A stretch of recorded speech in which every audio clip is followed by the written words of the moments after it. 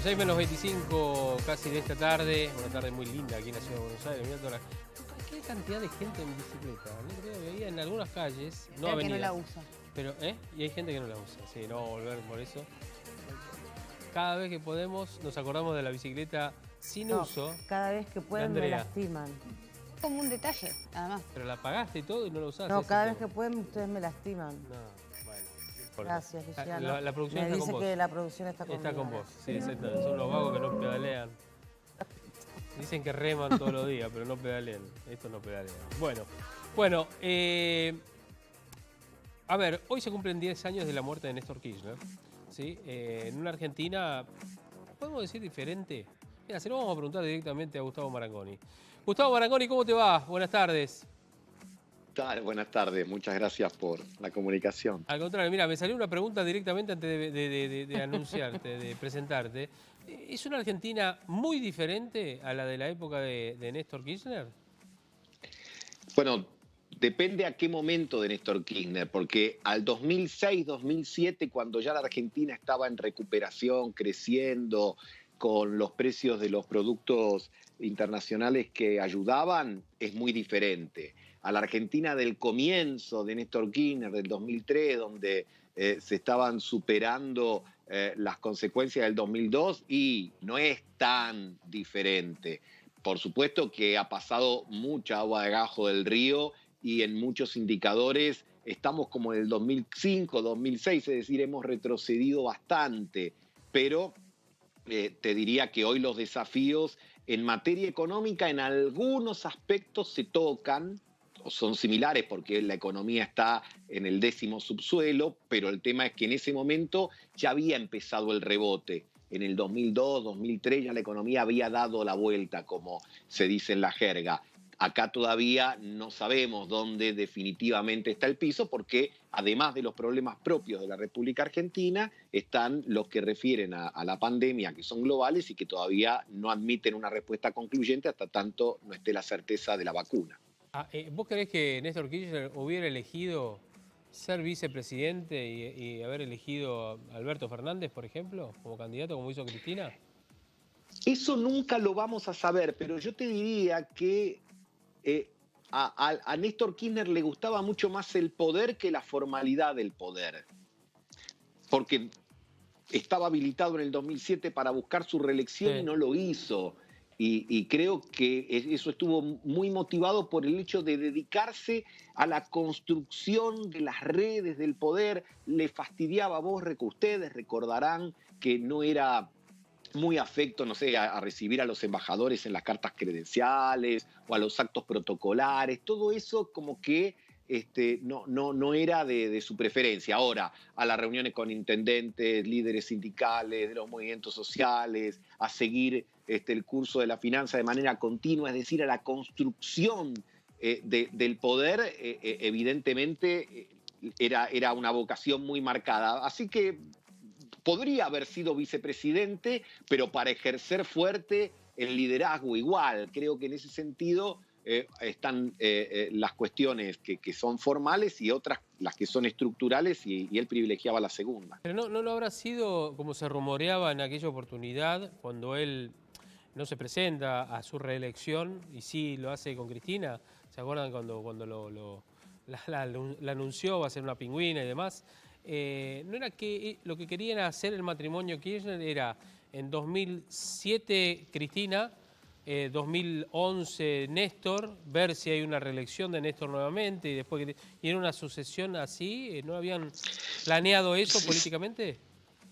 Por supuesto que eso también estaba en los cálculos, sin duda, pero podría haberlo empezado a implementar desde el 2011 y no desde el 2007. Y sin embargo eligió hacerlo en el 2007, cuando muchos dentro del propio espacio de lo que en ese entonces era el Frente para la Victoria le decían que tenía que ser él. Sí. Entonces, me parece que estábamos frente a una figura de la política que le gustaba mucho, por decirlo de una manera coloquial, mucho más la rosca y ser el poder, digamos, efectivo, que a lo mejor otras circunstancias que le tocó encabezar, pero cuando tuvo que deshacerse de eso lo hizo con bastante rapidez, digamos, ¿no? Sabiendo, por supuesto, que dejaba la continuidad, digamos, dentro de la familia, literalmente, ¿no?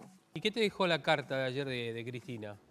Pasando al otro A mí me plano. parece que fue un mensaje muy explícito y es un mensaje, mira, a mí me gusta dar este ejemplo. En otras épocas de la Argentina, cuando los militares querían dar un mensaje, juntaban a la tropa, estaban todos los soldados ahí uniformados, y hablaba el general de turno, pero en realidad no les hablaba a los soldados, les hablaba a los civiles, a la comunidad, etcétera, que eran los verdaderos destinatarios del mensaje.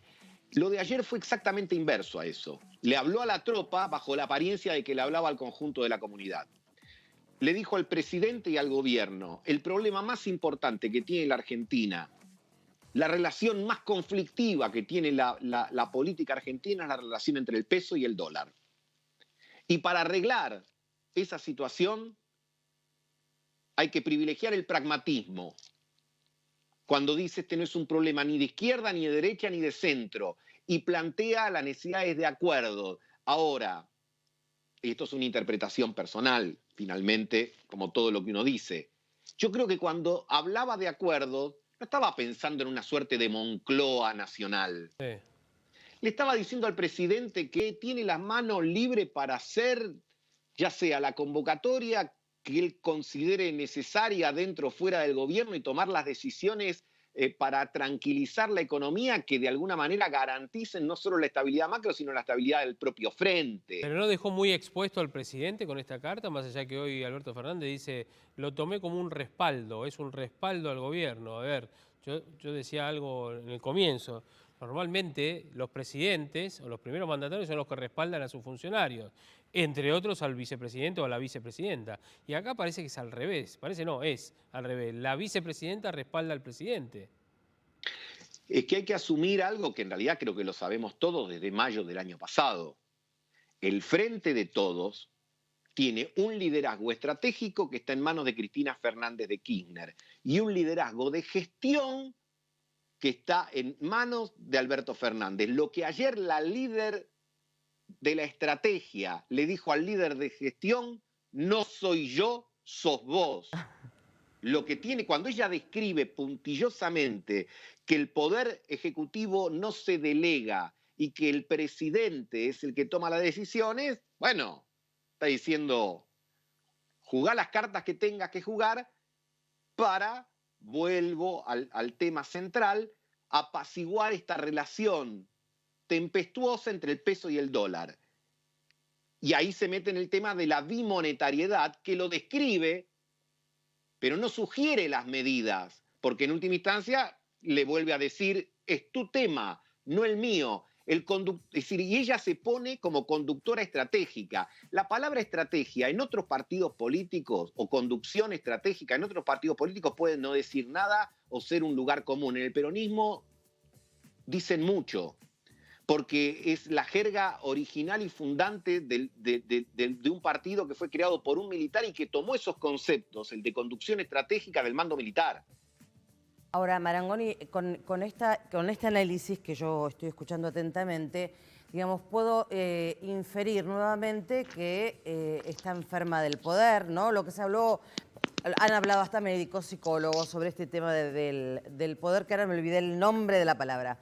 Pero Hubris o ibris, de acuerdo a las distintas traducciones. Ahí está. Porque evidentemente lo que seguiría fomentando, digamos, escuchándote y, digamos, y también con mi percepción, es que la grieta se sigue profundizando, y más aún con el presidente. Yo, la verdad que en mi caso no asociaría cuestiones patológicas con el ejercicio del poder. Porque el que se dedica a la política como el que se dedica al ámbito de los negocios siempre tiene la idea de hacer o crecer su poder político o hacer crecer el volumen de su capital material. Creo que en el caso de Cristina Fernández de Kirchner es alguien que está dedicado exclusivamente a la política, que evidentemente uno puede estar más cómodo, más incómodo, más a gusto, más a disgusto con sus opiniones y con sus acciones, pero no se le niega la característica de un auténtico animal político en el sentido No, estricto está bien, pero del lo que... término. Sí, Permitime, sí, y sí, creo sí. que otro mensaje, porque me activa a recordar otro mensaje que le da al Alberto Fernández, que tiene, ya que citamos militares, tiene la base de otro militar. Napoleón decía: los fusiles sirven para cualquier cosa, las bayonetas sirven para cualquier cosa, menos para sentarte sobre ellas. Los votos, lo mismo. Que vos hayas ganado una elección, si después no te dedicás día a día a ejercitar la administración, tanto pública como del poder, ese capital político se te diluye. Y lo que creo que está advirtiendo la presidenta es que la crisis es Sí. tan importante que si no se actúa, se pone en riesgo la propia dinámica del gobierno de Alberto Fernández, Claro. al que ella pertenece en carácter de vicepresidenta. Pero mira que dos lecturas, ¿no? Porque por un lado, digamos, uno siente que, digamos, no lo estaría, digamos, ayudando a gobernar. Y por otro lado, el presidente dice, no, yo creo que a mí me está apoyando. Y está esta dicotomía que la estamos viendo, evidentemente, porque vos decís, lo que le está diciendo es, tomá el poder, hacé las cosas que tenés que hacer, que sos el presidente del Ejecutivo. Entonces, es que no se entiende, es como ambiguo o contradictorio.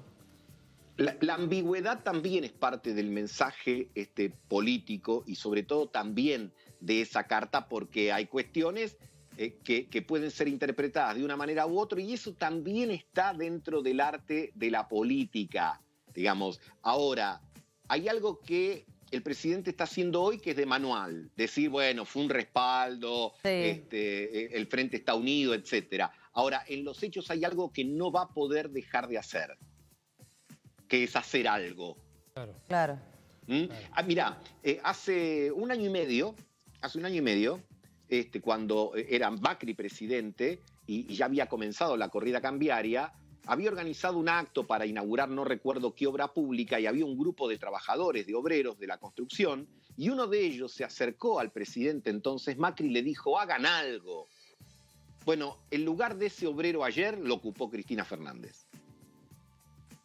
Bueno, de hecho, a ver, en cuanto yo reparaba hoy en mensajes, ¿no? Cuando Cristina en la carta dice y habla de funcionarios y funcionarias que no funcionan, hoy me llamó la atención que salió de la Casa de Gobierno el presidente, caminando se fue al Centro Cultural Kirchner, a su lado derecho Vilma Ibarra y a su lado izquierdo Sergio Massa, donde uno interpreta también dentro de la carta que hay algún mensaje también a Sergio Massa en especial. Y entre esos funcionarios, que uno interpreta que a Cristina no le gustan por su forma o lo que sea, está Vilma Ibarra, entre otros, porque son del riñón propio de Alberto Fernández, ¿o no? Bueno, en la carta hubo como una suerte de... ¿Se acuerdan la película Sé lo que hiciste el verano pasado? Sí. Bueno, Sé lo que hiciste hay la algunos... elección pasada, sería. ¿No? Digo, hay algunos mensajes, digamos, donde... Cuando habla de traidores, cuando habla vuelvo al de concepto- hablaste mal de vuelvo al- mí. Javi, voy al concepto de el que se pone en el lugar de conductor estratégico. ¿Qué dijo ella en la carta ayer?